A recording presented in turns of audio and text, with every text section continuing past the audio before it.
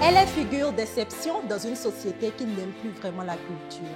L'une des rares à défendre, à valoriser et à promouvoir la culture vaudou à travers ses prises de parole sur les chaînes nationales et internationales. Juriste de formation, elle a un DESS en gestion de projet, psychologue de l'enfant et enfin écrivaine, auteure de plusieurs livres dont Vaudou, la forteresse d'espérance, le livre qui sera sujet de cette conversation. Lorsque nous ignorons notre culture, notre patrimoine immatériel, c'est que nous allons perdre de boussole. Elle, c'est Micheline Adjovi, que nous allons découvrir encore une fois sur Focus 229.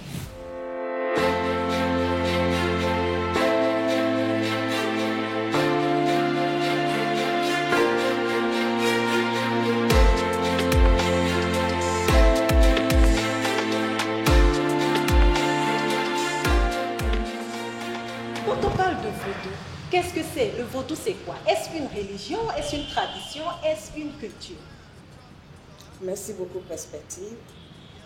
Vaudou, c'est un thème utilisé par les peuples africains, particulièrement ceux qui vivent dans les pays côtiers du golfe du Bénin, à savoir le Ghana, le Togo, le Bénin et le Nigeria. Donc ce thème vaudou désigne l'esprit créateur et les énergies qu'il génère dans ses œuvres de création, des plus subtiles aux plus denses.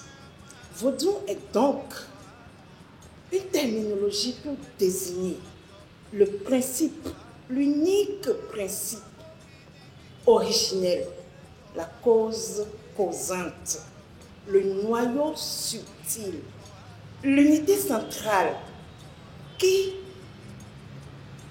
crée et qui vit, qui est vie et qui vit au cœur de toutes ces créations, tout en étant unique, libre, indépendant et égal à lui-même. Vous parlez de vaudou en tant que science et sur l'image de votre livre, la première, la couverture de votre livre, on peut voir une dame qui tient un flambeau et qui tient aussi une table de géomancie, c'est ça. On peut lire sur cette table le premier signe de l'alphabet du Fa, le signe B. Oui. Donc c'est Bémédi.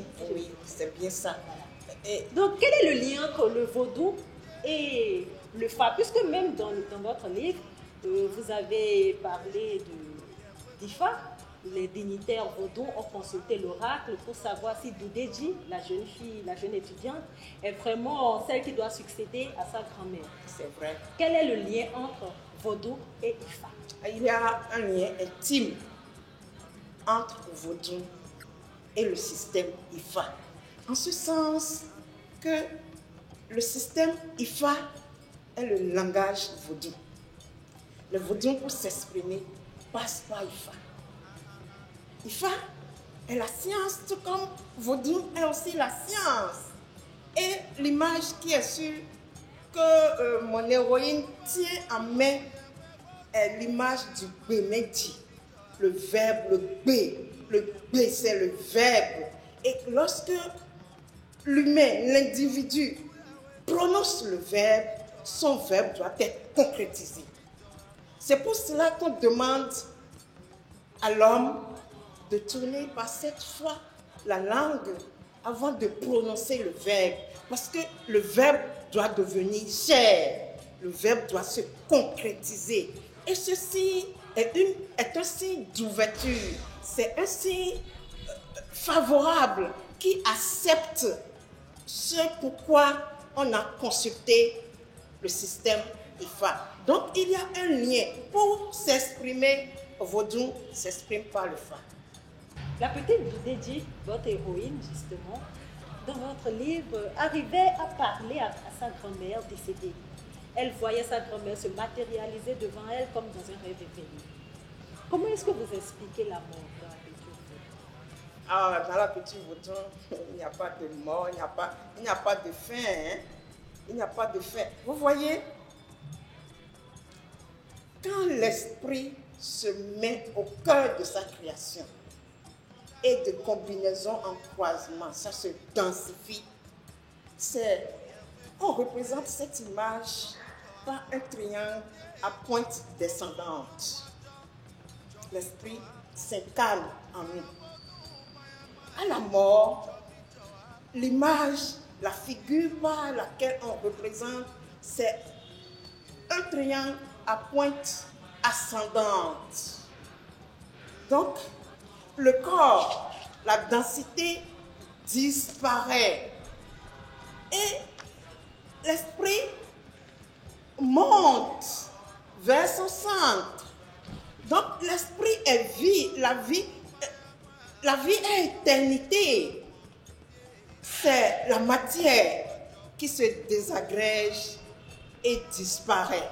Mais l'esprit ne meurt jamais. Il est éternité.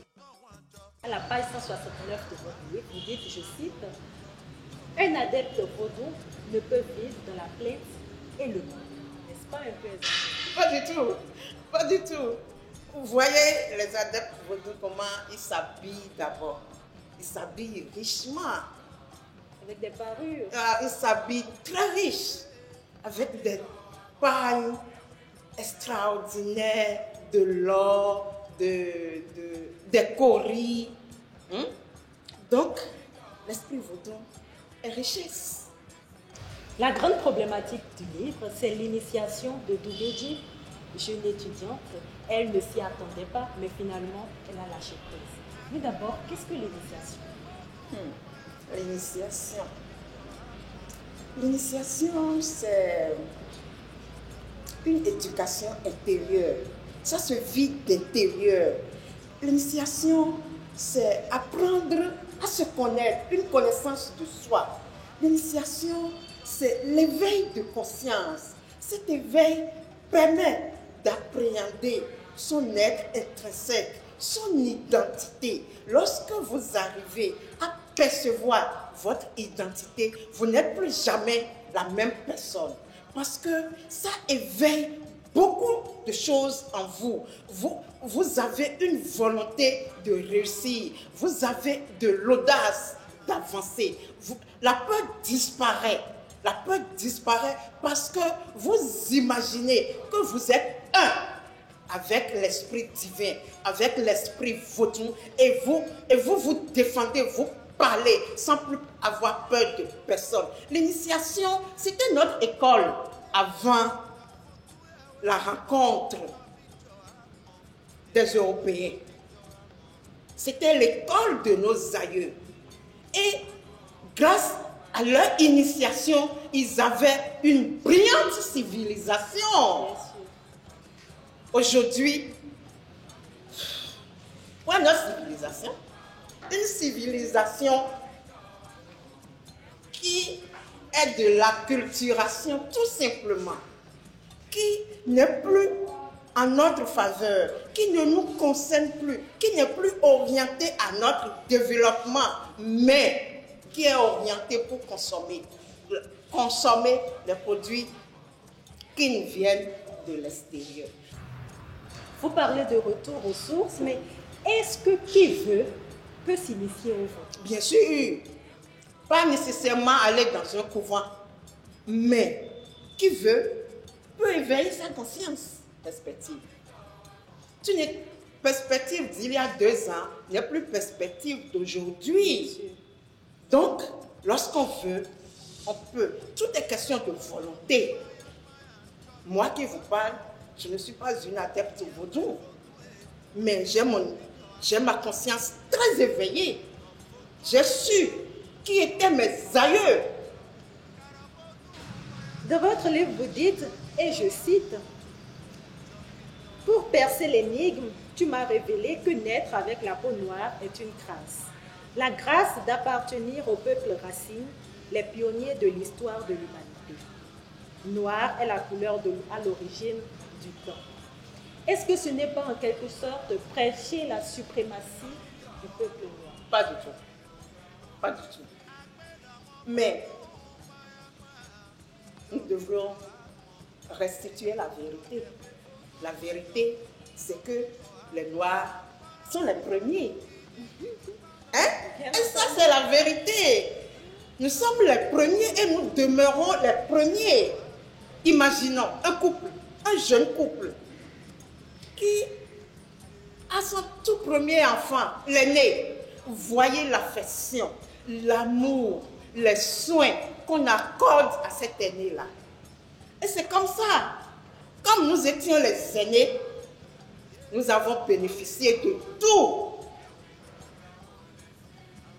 Notre sous-sol est riche, notre terre est riche, et nous-mêmes, nous détenons de savoirs incommensurables.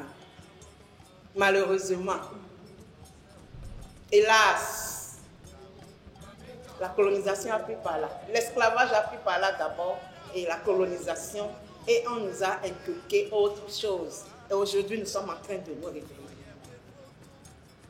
Nous sommes en train de nous réveiller. Et beaucoup de jeunes veulent comprendre davantage.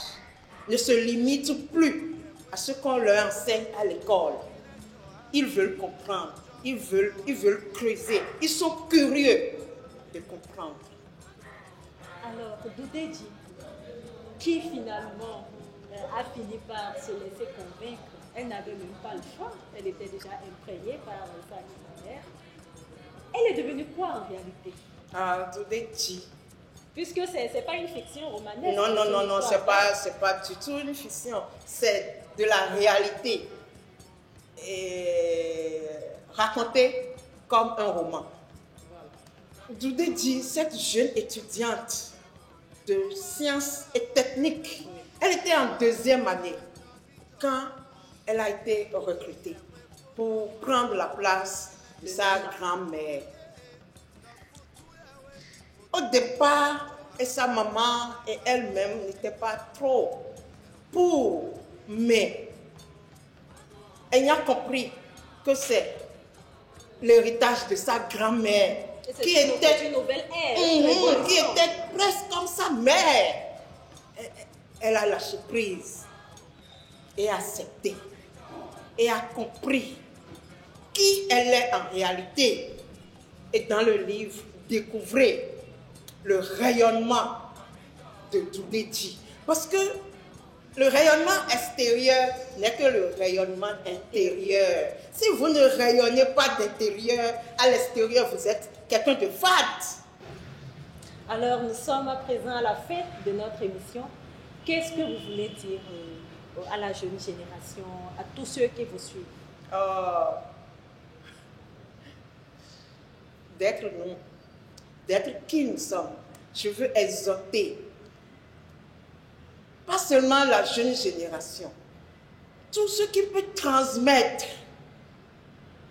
la connaissance, de ne pas hésiter, de ne pas avoir peur, de quitter l'hypocrisie et d'être soi.